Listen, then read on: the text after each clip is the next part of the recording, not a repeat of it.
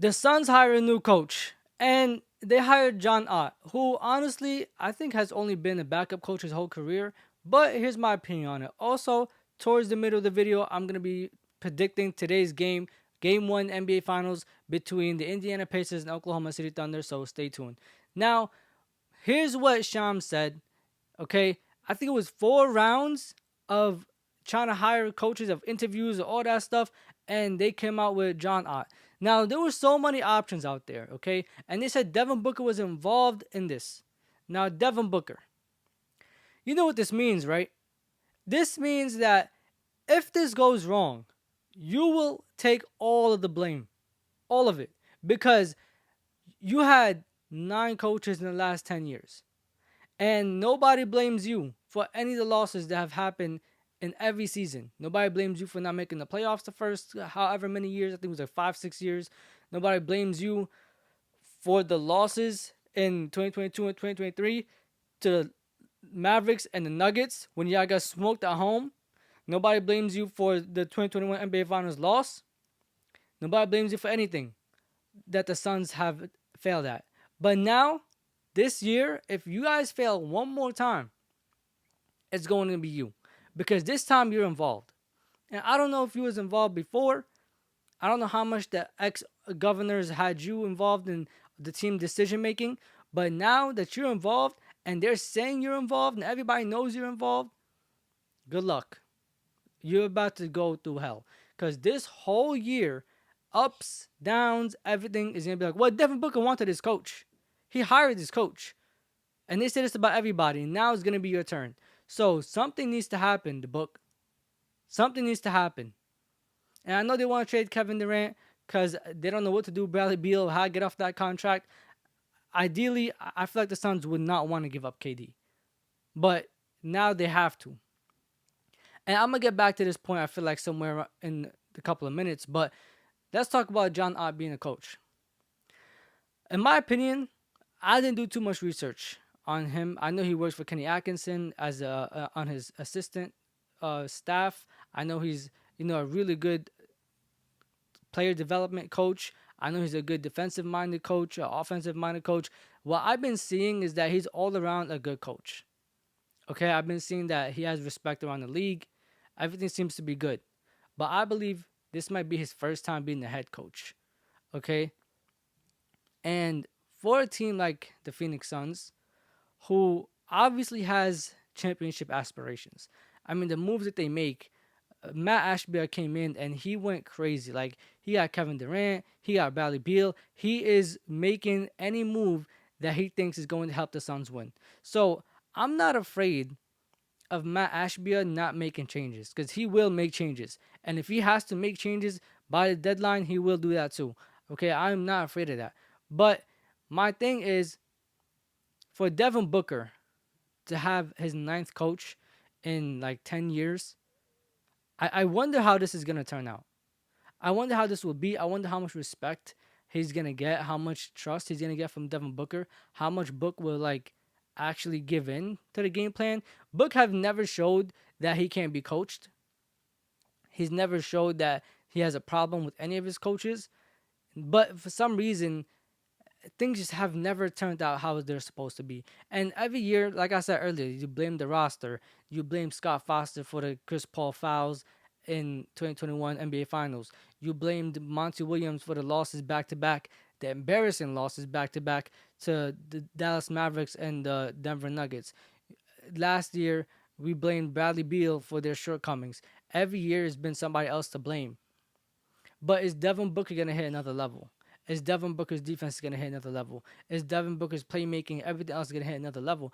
Because we've seen it this year. Without Devin Booker, the Suns cannot win.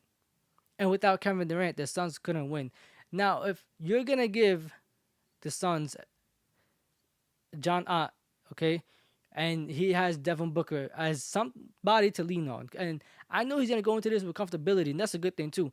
If Jordan Ott is going to go into this with comfortability, I feel like I've been calling him John this whole time. Please correct me down below. But I know his name is Jordan Ott. If he is going to this with comfortability, He's going to this knowing Devin Booker wants him there. Devin Booker chose him to be there. That's the star player, and that's who he's gonna mostly be working hand in hand with. He's gonna be going there with comfortability. There's no problem with him being there. I don't feel a way about him being the coach. I've been seeing some things of people like saying, I hope he's actually fit for the job and that he wasn't just hired because he's a Michigan alumni or whatever. But if Devin Booker chose him, Devin Booker wants him to be the coach. Devin Booker is going to trust him. Devin Booker sees something in him that maybe a lot of people didn't see. But also at the same time, he's on Kenny Atkinson's assistant staff. So he has to have some type of great attributes because the Cavs are a 64 game winning team, okay, this year. They went to the second round. I feel like they could have went further without all the injuries. They were great defensively. They were great offensively. I mean, they were blowing teams out of the water, like so much so that Donovan Mitchell and all the starters had to only play like 25, 30 minutes a night.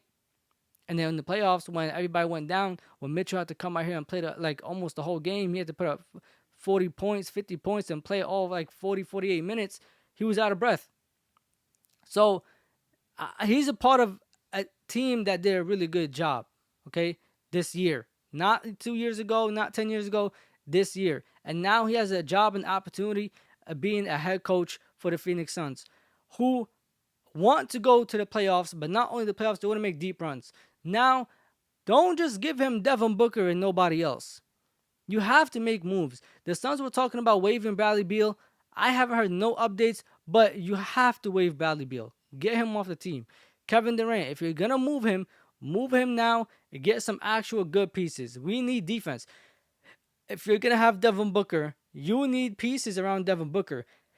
This is going to be a project. This isn't like, oh my God, we have 2 stars already and we just need some, fill-in pieces. No. This is going to be a project. And I don't know how old Devin Booker is. I can't remember if he's 27, 28. But Devin Booker does not have that much time left. He probably has 4 or 5 more years. You're most likely, if you're going to win a championship, you're going to get one championship in the next 4 or 5 years. And I say that because I see what the Thunder are doing. I see what the Timberwolves are doing. I see what all these other teams are doing. That takes time. You can't afford time. Time is not in your hands right now. Time is not something that is going to help you, and it's actually something that is going to hurt you. So in my opinion, figure this out. You need pieces. You need another star that complements Devin Booker. You need a center. You need defense. You need shot making. Figure that out. Now, predicting tonight's game. The Oklahoma City Thunder going up against the Indiana Pacers. And honestly, bro, I feel like everybody's asleep on this matchup right here. Everybody's saying this NBA Finals is going to be boring. It's going to be terrible. This, that, and the third. And to a certain extent, I agree. Okay, I do think that this matchup is very, very boring. Okay, but it's boring because there are no star power in this matchup. This series right here, there's no superstars. There's no LeBron James. There's no Steph Curry. There's no flashy guy in this series right here. Tyrese Halliburton wants to be a perfect, great, traditional point guard. Shai Gilgeous-Alexander just wants to play the right way. He doesn't want to, do all the extra stuff in the media for clicks and views and revenue and all that stuff. It's 2 teams that want to win, and their main focus is on winning. They don't care about media. None of these teams will care about media. So, yes, it is boring. But this is a birth of a new era. And this is a moment where 2 guys get to make a name for themselves. And not just 2 guys. Anybody on these 2 teams, this series right here, can make a name for themselves. J-Dub can make a name for himself right here. Chet Holmgren can make a name for himself right here. Siakam can do something for himself right here. He's went to the NBA Finals. He's won a championship. Spicy P didn't come from nowhere. Pause on Spicy P. But that name didn't come out of nowhere. People were so high on Siakam when he was a backup to Kawhi and they won that championship. Now, if he can do something here, he's going to take himself to the next level. These 2 teams have the personnel and the people and the system. And basically, they have everything they need. Everybody on these 2 teams can make a name for themselves.